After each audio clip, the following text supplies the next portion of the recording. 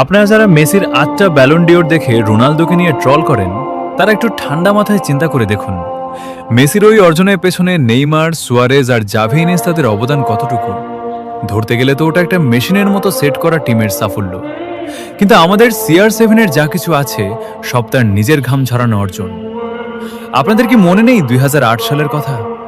আপনাদের কি মনে নেই ২০১৮ সালের সেই অবিশ্বাস্য পারফরমেন্সের কথা?